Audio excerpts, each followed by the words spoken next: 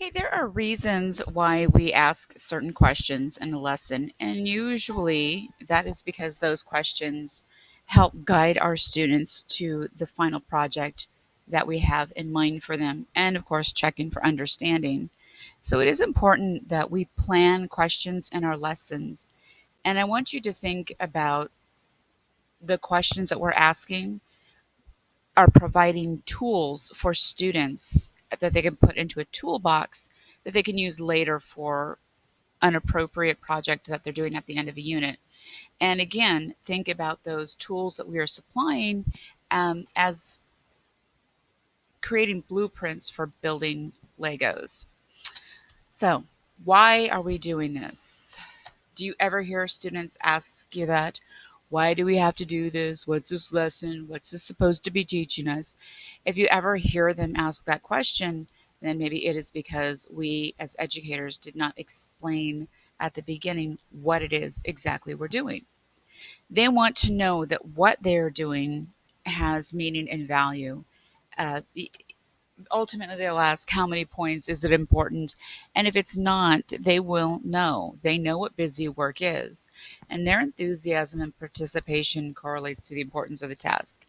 If they know it's not worth a lot, then that's how much effort they will put into it. I'm not saying that when they know how important a lesson is, they'll all really be gung ho, but it does help them be a little more motivated on a particular lesson if they know that this will be used to help them later. So, again, if the lesson isn't worth much, that's what you're going to get from the students. Before you teach, what is the purpose of the lesson? And I want you to think of the bigger picture, the unit that you're teaching in. What is it you want students to accomplish at the end of this unit? Are they going to do a project? Do they have to write something? Is it a big test? What is it that they're going to be doing? And then you need to let them know what it is they are to take away from each lesson that applies to that bigger picture. When they know all the little things add up together for the whole at the end, then it gives them the motivation to take part in the lesson. And again, how will it be applied to show understanding? So your questions, again, need to be formulated in a way that they're helping you and guiding you as well as the students. You must be prepared to give the students answers to those questions. If you can't answer those questions, then maybe you need to go back and rethink the lesson. The answers should also be in your objective, and they should be reminded daily of how what they're doing today will be applied to something bigger at the end. So here's an example of an objective I would have for students. Students will be able to apply James Marsh's theories of identity creation to explain characters from literature and themselves in an essay and video. This is their end project. They will be writing an essay and creating a video. And one of the problems students have when writing is they don't have the vocabulary or the terms needed to get across the message. We have to provide them with the specific terms or those specific tools to get the job done. And again, each lesson now they're reminded, okay, these are the terms you need to know. These are the terms you'll be using at the end. So again, my goal, I know at the end of a particular unit, this is what I want from them. I want students to write a personal statement about their identity and while applying theories from James Marcia and Eric Erickson, and then they will create a video.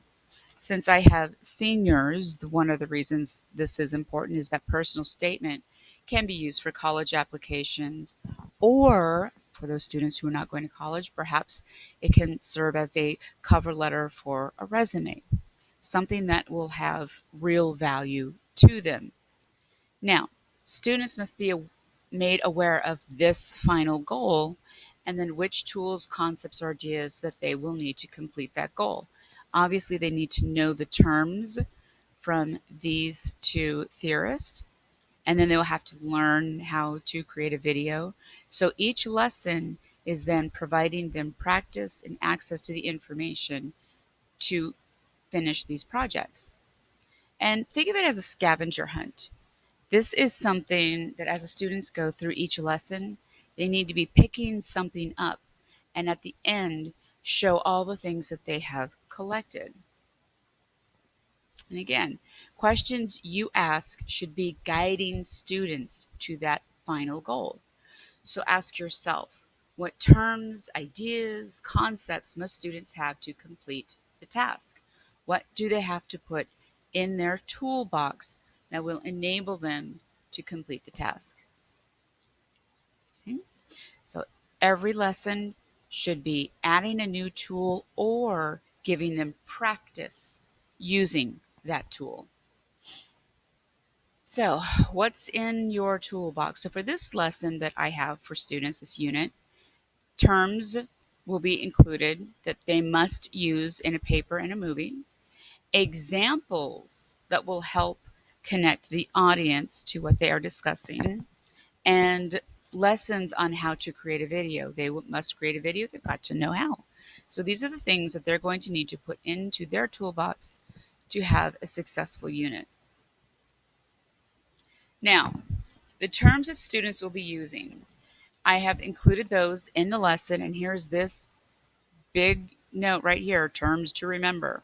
So they are told this is what you need to remember, this is what you will put in that toolbox.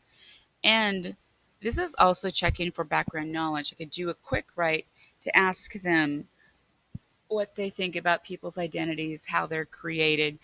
Just that question helps them get started on understanding what's going on in this unit. It lets me know what knowledge they already have and how I can use that or where some of the gaps are. So the question that is planned here gives me information that can help shape my for my lessons. Now, again, planned questions must help them. So I know that know students need to compare terms to characters in literature. So we're already going to do some of that practice here. And they can use some of those ideas in their paper and in their video later. So again, using questions now to help give them pieces of the project that they can be used at the end. And again, that's something that you can tell them. These answers can be used at the end. So here's think of a character in a book or movie who does something because others do or parents expect it. Okay? And I even give an example to help them get an idea. And then once those happen and class discussion gets going, more ideas are generated. They can take notes and then use these examples later in their work. You also need to ask the higher level questions in the lessons because those are the questions they will be expected to answer later. Obviously, you must scaffold. First, what is the term? What does the term mean? How can you then apply it to? And it's that application that is the higher level. But we do need to scaffold, start at the beginning, and then move along. And there are a number of ways that you can check for understanding. Actively learn, you can put the questions right in the text, and you can project those answers up on a board so students can see, and there you can give immediate feedback and you know if the students are getting it or not. Padlet, you can have students put responses, making those comparisons. Again, it's going to give students access to other ideas to help formulate their own. A Google form can be used during the lesson. Sometimes I will have students have two windows open, one the lesson and the other a Google form, and they can be putting their responses in that form. Um, and then, of course, you can go back and check them. I like Actively Learn because you can see them right away.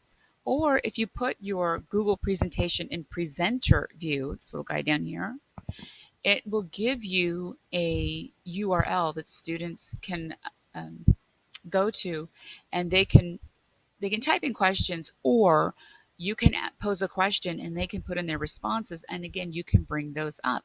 So here we have a chance for you to check for understanding, give immediate feedback to students, and also the students are helping one another learn. And again, these work, but you have to have those things planned in the lesson. And it is nice when you use these because right away you know if students are getting the material or not. And at the beginning of a unit, give the students a checklist. These are the things you are going to have you must have these in order to fulfill the big project at the end. So check them off. Do you know what terms you need to know? Do you know the examples? Do you know the steps to this equation? Do you know the characters involved in this particular battle? So, what is it they need to know?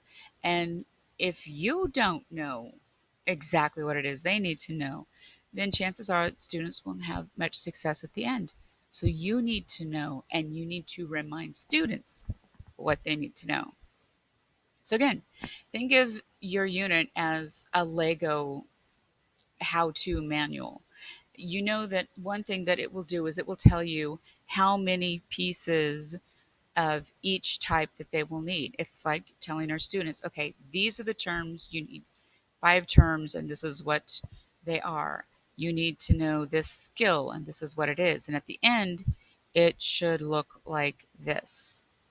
Okay? And, what student hasn't completed a Lego? Hopefully, they all have. Now, they also need to know what the finished product will look like. Give samples of the final product, even if it's a writing sample, or especially if it is a writing sample. And as you go through the individual lessons, again, have students making a checklist of skills that they should have acquired. If they're still asking, wait, what does this mean? Then you know they will not have success at the end of the unit with the final project. Okay? Now, when they ask why, you are prepared with an answer. The students know the value of the task at hand, and they have a clear idea of what they must take away with them. The mini lessons and the quizzes check students for their understanding or their skills with that new tool. Okay?